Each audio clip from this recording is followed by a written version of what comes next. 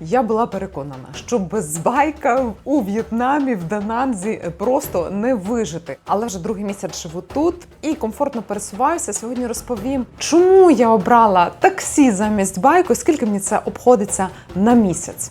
І поговоримо, кому такий варіант підійде, а кому точно ні.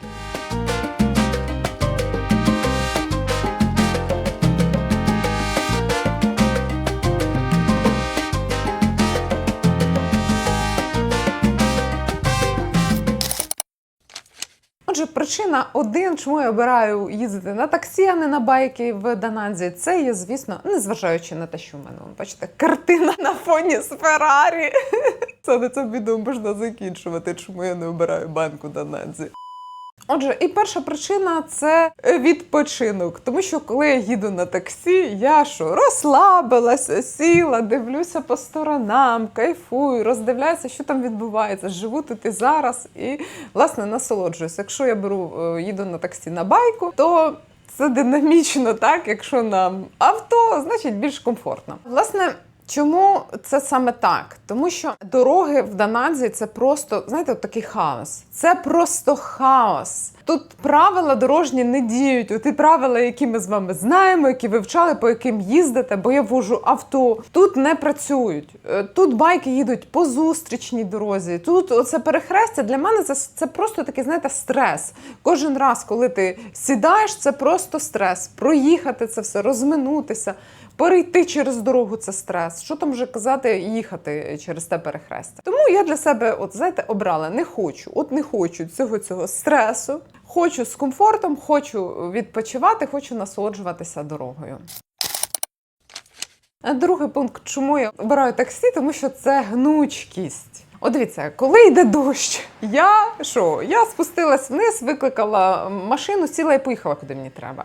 Мої сусіди, в них байк. Вони одягають дощовики, всю екіпіровку, резинові чоботи, я не знаю, там чи крокси, чи ще там щось проти цього вітру і дощу.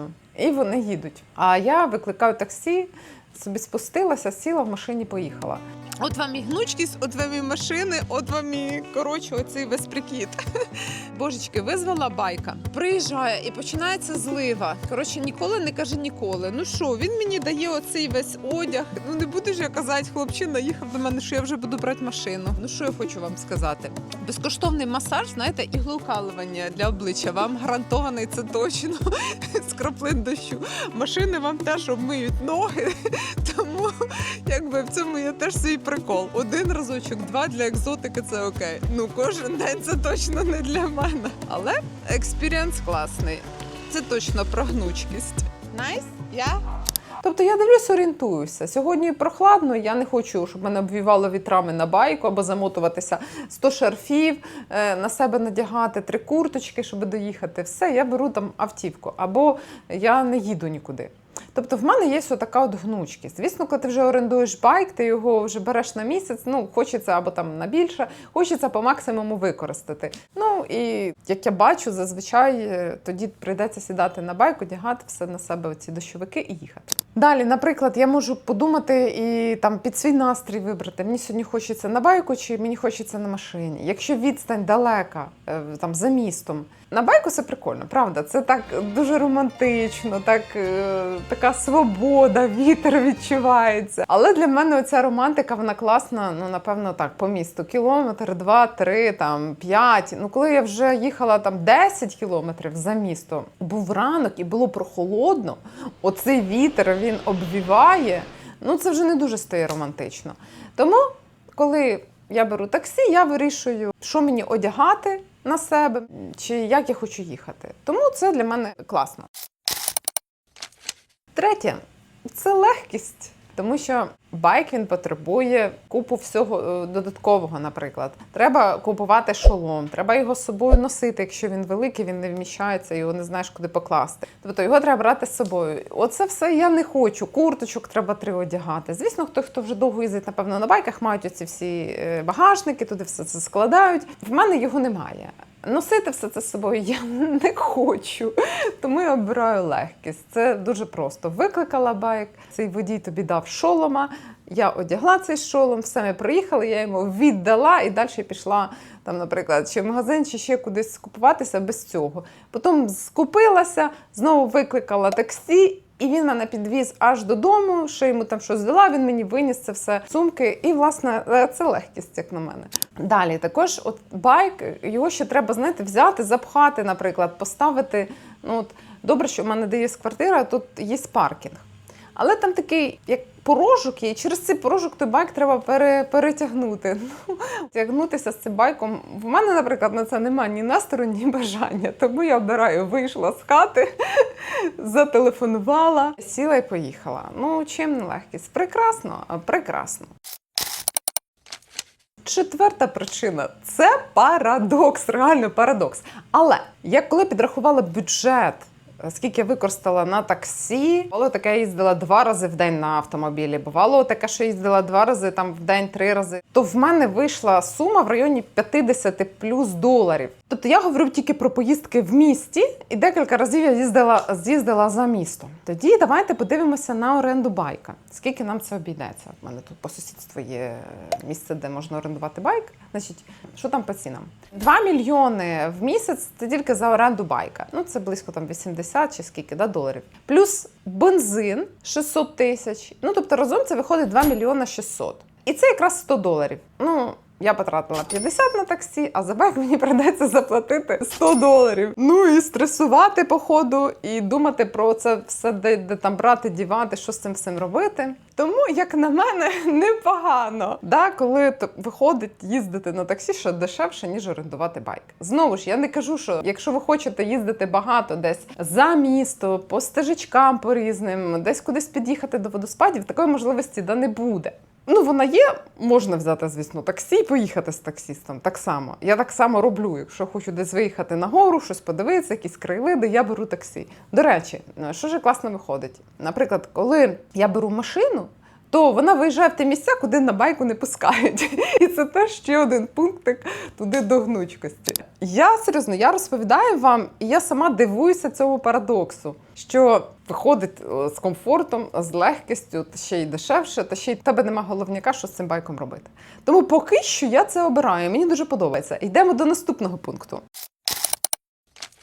Ну і на завершення, поки що мені просто не треба цей байк. Я живу, в мене все під рукою. Все під рукою. Магазинчики, базар, море, кафешечки. Якщо мені треба з'їздити десь в якийсь торговельний центр великий, я беру просто граб, таксі, тобто і їду з ним. Тобто в мене немає такої потреби зараз орендувати байк, бо в мене все під рукою. Тому, особливо дівчаточка, якщо ви думаєте їхати в В'єтнам, як ви будете тут без байку, як і думала я, зважувала, божечки, як я там проживу без цього байку, я ж не вмію на ньому їздити. Є 2 варіанти. Ну, їх і більше. Давайте на 2 я зараз зупинюся. Перше, якщо вам дуже сильно хочеться їздити на байку, є можливість навчитися, в нас тут в спільноті в українців прекрасно це робить один хлопець, я з ним вчилася, супер! Але зрозуміла, що я не хочу стресувати, мені воно не треба. Не знаю, можливо, згодом я зміню свою думку, колись далі довчуся, або там ще там щось. Ну, поки я не хочу водити байк. Мені так по кайфу.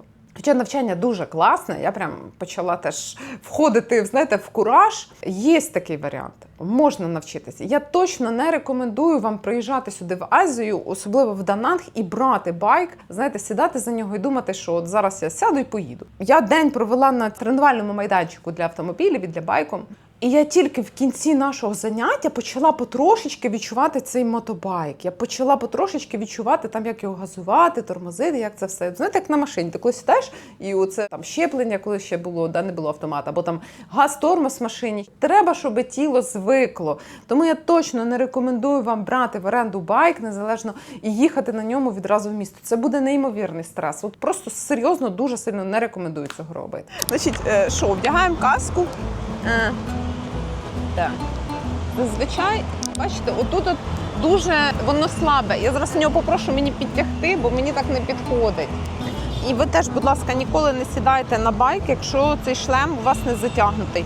Обов'язково попросіть затягнути. Це вкрай важливо, бо потім він у вас буде спадати.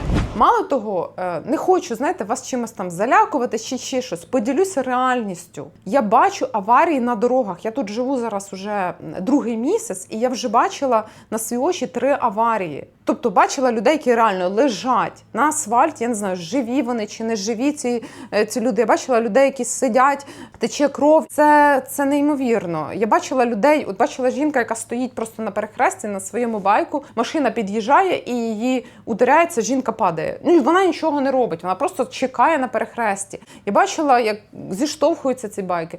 Тобто аварії, вони є скрізь, їх є багато і вони часто відбуваються. Я не можу про це мовчати, я хочу про це говорити. Так само в нашій бесіді українці періодично пишуть, що з ними трапляються аварії, ті, які водять десь на перехресті, десь хтось був п'яний, десь ще там щось. Тому от така от реальність. Реальність така, що треба розуміти, що є ризик, і, звісно, сідати без досвіду, ну це просто крейзінес. Я дуже не рекомендую. Краще піти, навчитися і вже взяти відповідальність на себе за ці ризики. Будь ласка, хочеться екстриму, ну, будь ласка, або там свободи, не знаю, кожен це називає по-різному. Або ж, якщо вам це теж не хочеться, поки хочеться отак, простіше, легше, більше такого задоволення, тоді я вам рекомендую йти шляхом ось цим, брати таксі і не переживати. Ну, тобто я можу показати, наприклад, скільки це буде мені коштувати. То я зараз, якщо сяду, поїду десь в торговельний центр, я заплачу за це 18, 20, ну максимум 30 тисяч. Це, умовно кажучи, $50, $1, максимум 2 за поїздку. Ну, клас. При тому, що я розслаблена, я можу думати про щось своє, я можу споглядати, насолоджуватися цим вітром на байку і не рулювати, не брати ось цю всю на себе рутину по спогляданні того, що відбувається, і реагування на те, що є. На цьому все. Дякую, що були зі мною. Підписуйтесь, адже на наступний раз я вам покажу і розкажу, яке реально море в Дананзі взимку, чи можна тут купатися, що взагалі робити на пляжі і кому варто приїжджати взимку в Дананг, а кому краще інвестувати свій час і гроші в інші напрямки. До зустрічі, па-па!